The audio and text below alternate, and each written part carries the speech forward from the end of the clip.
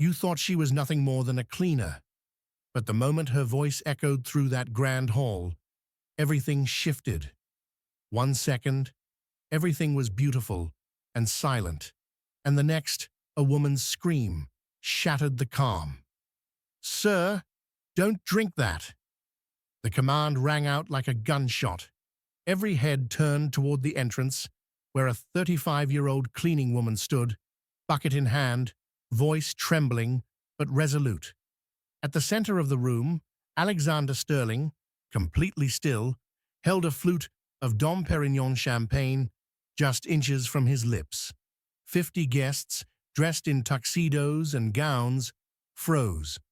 Among them, Victoria Blackwood, his fiancée, paled as if she'd seen a ghost. He lowered the glass slowly. Silence swallowed the clink of silverware as he spoke. "What did you say?" His voice, low and controlled, echoed amid marble and mahogany. Victoria recovered first, rising with her crystal-chilled poise. "Darling, ignore her," she said to Alexander, as though speaking to a puzzled audience. "She's clearly lost her mind." Her voice was firm, but her hands, perfectly manicured, shook under the glare of chandeliers. Under that oppressive hush, guests whispered indignantly, "How dare a cleaning lady disrupt the most important dinner of the year?" Yet, that same woman had spent 12 years in the background, sweeping floors, dusting halls, unseen, unheard. But recently, fragments of conversations flickered through her ears like warnings, hushed phone calls, clandestine meetings, mysterious bottles appearing and vanishing from the kitchen. She stood there, quiet until now, eyes fixed on the golden champagne flute. Leaning slightly forward, she steadied herself, took a breath. "I saw her tamper with the glass, sir. I found strange vials hidden in her room." The word strange carried weight. Victoria laughed, crystalline and dismissive, yet her eyes sent daggers. "She's insane," Victoria said. "Let's call security." But Alexander raised a palm, stopping the guards. His gaze flickered between the impeccably dressed fiancée and the cleaner whose uniform he'd barely noticed.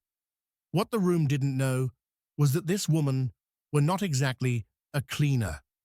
With a chemistry degree from Howard University, she'd been forced to trade lab coats for mops after a false accusation. Falsely accused of theft at a chemistry lab, career derailed, blacklisted in her field. She had known principles, exact chemical structures, toxicology, analysis, but no one had asked. "That glass," she said, voice firmer now. "Don't drink."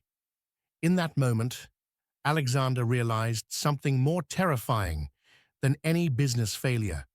The possibility that the woman he intended to marry might be trying to kill him. She inhaled, composing herself in that 20-second eternity where 3 lives hung in the balance. "Sir, please, just don't drink," she repeated, calm but urgent. Alexander's world of contracts and alliances suddenly felt brittle. Victoria opened her mouth, but Alexander held his gaze on the cleaner. "What do you mean, strange things?" he asked evenly. "Small bottles hidden in her bathroom cabinet at her room," the cleaner replied, steady despite the hostility around her. "Liquids neither perfume nor medicine. And yesterday, she called someone saying she'd solve the Alexander problem, once and for all." Gasps spread through the crowd. They watched, some in shock, others in newfound suspicion. Victoria, in her desperation, whispered about mental health, calling the woman disturbed. That line cut deep. It reminded the cleaner of 12 years before. Lab supervisors using the same language to dismiss her findings as paranoid, dismissing her entirely. And then, when $500,000 of research disappeared, she was blamed, leaving her career in shreds. forced to scrub other people's houses. I am not crazy, her voice rose. I studied chemistry. I recognize compounds. You underestimate those you consider inferior. At her words about inferiority, the gathered elites shuddered. A socialite beside me whispered, "How dare she?" But Alexander, the man in the center, stayed silent, considering. Then a man rose from the crowd, Dr. Marcus Henderson, a respected toxicologist. "Excuse me," he said, voice calm. "Those kinds of questions regarding intolerances, mealtimes, sharing food, are how poisoners calculate dosage." All heads turned. Victoria's composed facade cracked in that second. Alexander met Dr. Henderson's gaze, then looked at the cleaner, unmasked by suspicion or courtesy. "What training do you have?" he asked. "Howard University. Masters in Analytical Chemistry with a focus on toxicology. I worked in a pharmaceutical lab until my career was destroyed by a false theft accusation," she said, composed. Murmurs swept the room. Victoria tried to interrupt, but Dr. Henderson raised a hand, silence returning. A whistleblower silenced. The cleaner continued. "I was false accused when I exposed drug trial irregularities, and in my absence, $500,000 of research vanished." Dr. Henderson nodded slowly. He'd seen this before. The crowd shifted uncomfortably. Victoria sputtered about conspiracies, about trusting appearances. Alexander's gaze never wavered. "What else?" he asked quietly. She spoke of deliveries, anonymous men in black sedans, visits timed during Alexander's trips, always at the back entrance, lasting exactly 27 minutes. Details she chronicled. The specificity made Alexander's chest tighten. He remembered. She described watching, recording. Then she paused, voice quiet. "I have evidence," she said. "Photos, chemical testing results, a 23-minute recording." At that, Victoria scoffed, but whispered fear cracked her voice. Dr. Henderson asked to inspect. Alexander gave the sign. The cleaner produced a small recorder. She played it. Victoria's voice filled the room. "Tony, Alexander is suspicious. Move 12 million, make it look like a heart attack. No trace. Fake wills are ready." The room fractured. Guests gasped. Some stood. Others recoiled. Alexander stared, pale, as the speech continued. "After he dies, assets are mine." That was it. The confession. The crime exposed, loaded with deception and greed, recorded for 50 stunned witnesses. Victoria broke, rushing toward the door.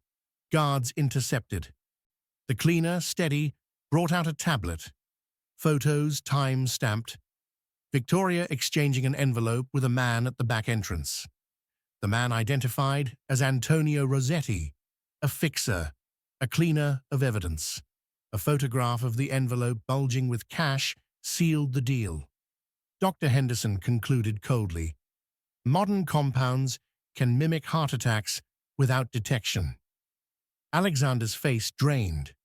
The man believed to be his partner had plotted his death and to claim his fortune. He glanced at the shimmering flute. Victoria's empire, built in pearls and privilege, crumbled. Victoria wept, not in sorrow, but in defeat. "I did what I had to," she confessed. 3 years of pretending. I wanted what's mine. And there it was, the public confession. Alexander pulled out his phone. 911, attempted murder, theft. The suspect is here. The word "here" echoed louder than the recording. Security surged. I looked around. Guests who whispered, "My wife and I, let's go," scurried away. Others stood, gaping. Alexander turned to the cleaner, now standing alone, but transformed. "Dr. Washington," he began, his voice gentle, but weighted with gratitude. "You saved my life." She looked at him levelly. "I did what was right." "No," he said, voice softening. You taught me what real strength looks like. 6 months later, headlines showed Victoria in an orange prison jumpsuit, scrubbing prison floors she once used others to clean. Meanwhile, Dr. Keisha Washington sat confidently in a studio, being interviewed on national television as Sterling Enterprises' new director of scientific investigations, finally recognized, at last seen, her poise, lethal only in truth. I'm finally where I belong, she said on camera. 12 years cleaning mansions taught me more about human nature than any lab ever could. Behind her, Sterling Enterprises announced a $15 million fund for scientists wronged, and an internal policy change to support whistleblowers, her legacy embedded in institution. Alexander commended her at a press conference. You saved me. You showed me leadership means listening to the quietest voice first. The board applauded. Keisha smiled, dignity intact. Meanwhile, in prison, Victoria watched from behind glass. She had lost everything, not just wealth, but love, trust, identity. 2 years later, Keisha and Alexander were married in a simple ceremony. No frills, deep promise. She wasn't there because she was rescued. She was there because she led. And Victoria, abandoned by the society she once commanded, watched the union with nothing but shame and regret. The final image, a woman once invisible, becoming the beacon of integrity, proving that knowledge used with conviction always outlasts arrogance. And in that justice, delayed but inevitable, shone brightest.